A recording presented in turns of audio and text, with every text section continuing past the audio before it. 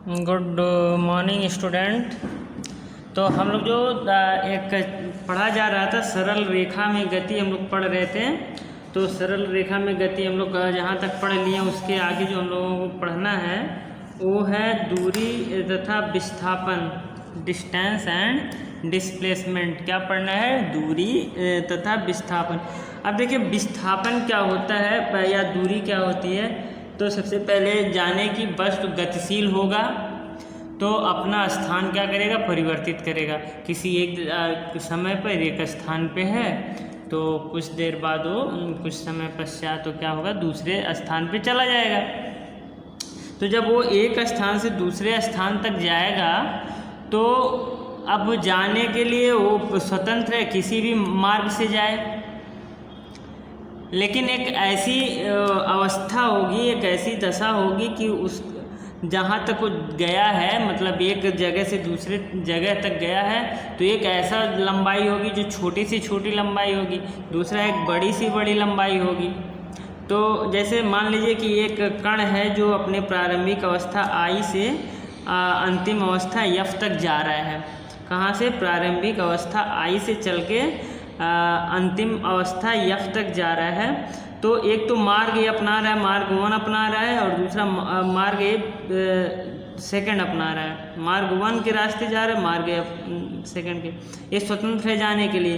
तो मार्ग 1 से जाएगा तो क्या करेगा? ज़्यादा दूरी तय करेगा, तो ज़्यादा लंबाई तय करेगा। तो ये जो लंबाई तय करेगा, अधिकतम लंबाई अपने प्रारंभिक और अंतिम यात्रा के बीच जो कुल दूरी, जो लंबाई तय करता है, जो संपूर्ण लंबाई, संपूर्ण पथ की लंबाई तय करता है, उसी को इसकी दूरी बोलेंगे।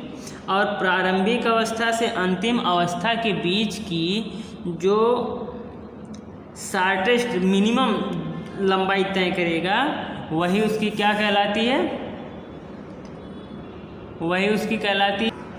फिर से समझें कि ये प्रारंभिक अवस्था I से चलकर अंतिम अवस्था F तक आया।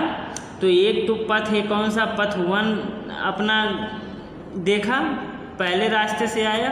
तो रास्ते 1 से जब आएगा तो एक अधिकतम लंबाई तय करेगा, यही अधिकतम लंबाई इसकी दूरी कहलाएगी।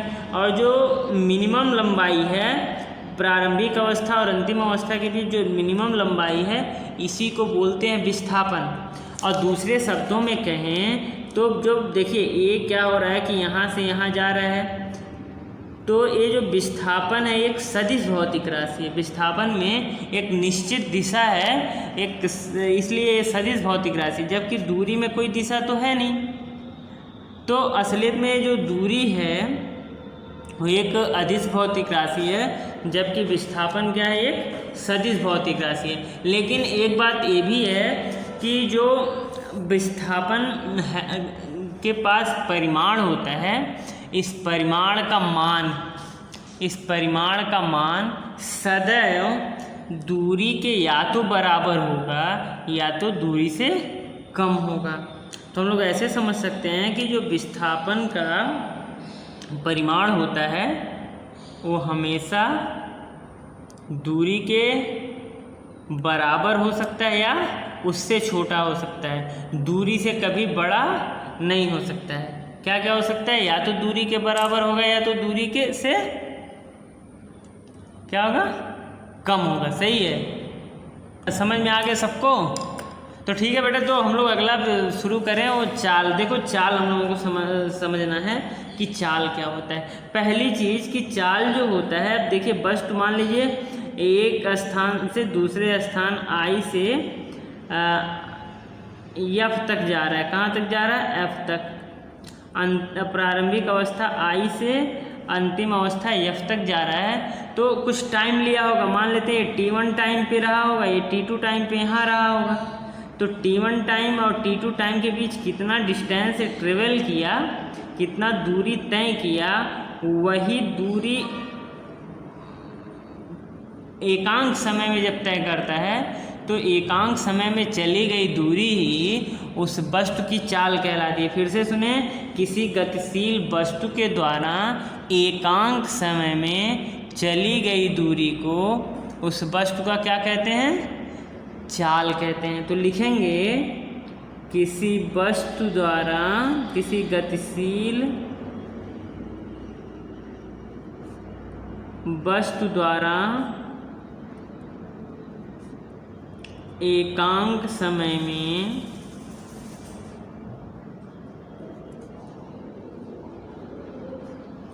तय किए गए दूरी को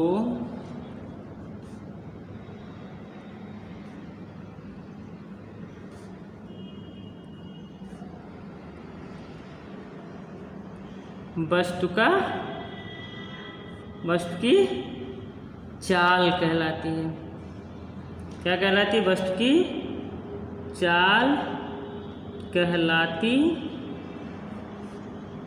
है। क्या बेटा लिख सकते हैं? द डिस्टेंस ट्रेवल्ड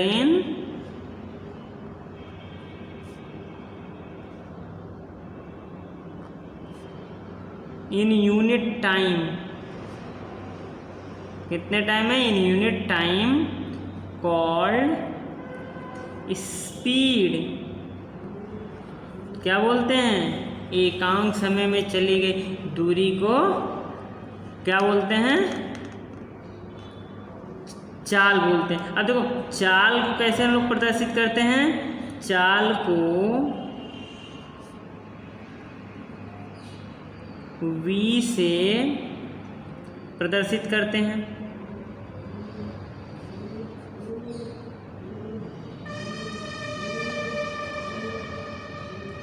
चाल को कैसे प्रदर्शित करेंगे?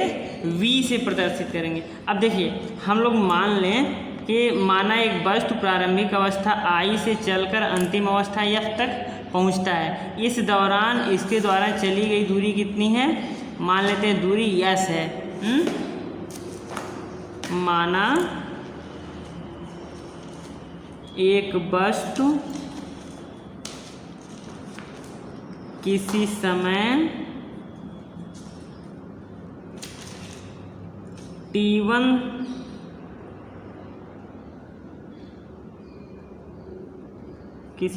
T1 पर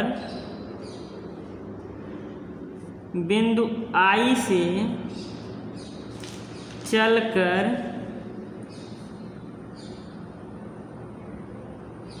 अंतिम बिंदु F पर समय T2 में पहुंचती है।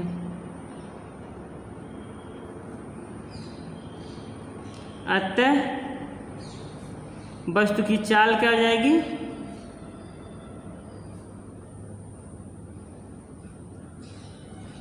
चाल बराबर हो जाएगी चली गई दूरी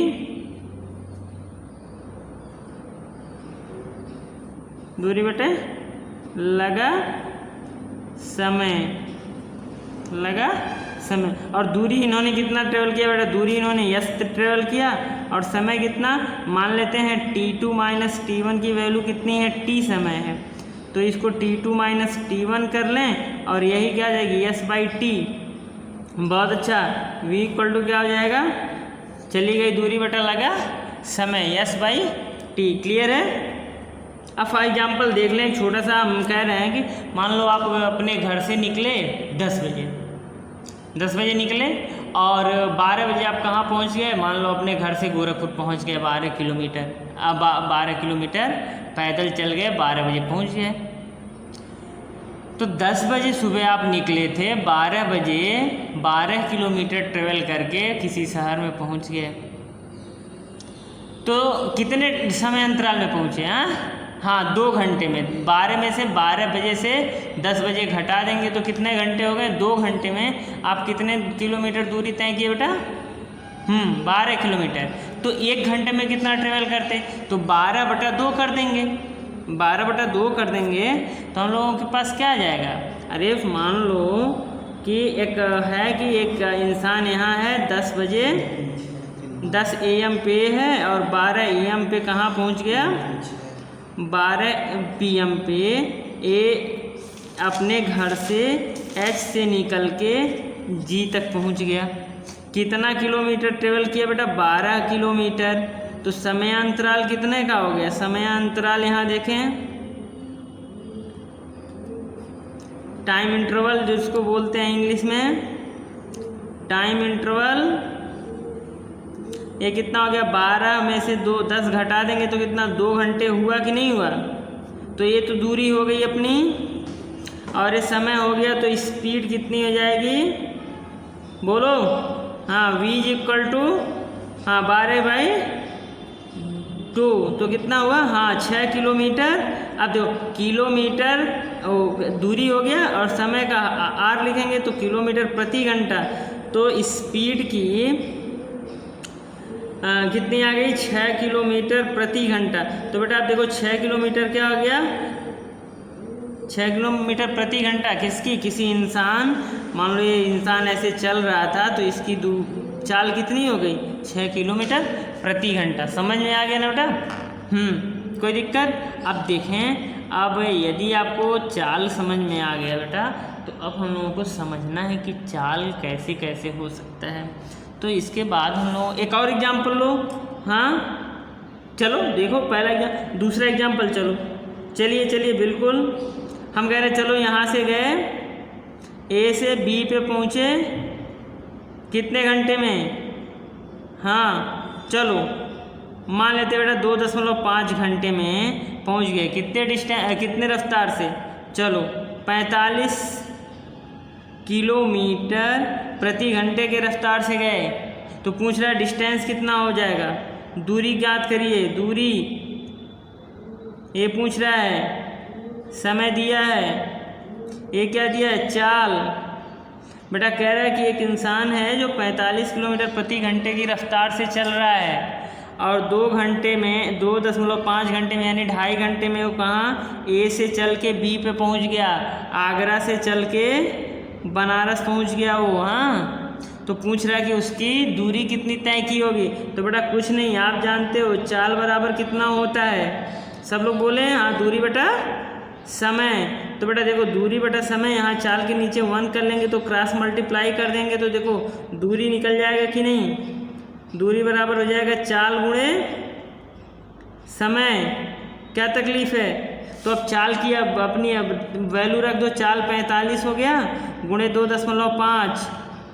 अब देखो 45 किलोमीटर प्रति घंटा और 2.5 घंटा रखेंगे तो घंटा घंटा कट जाएगा, तो दूरी कितनी हो जाएगी?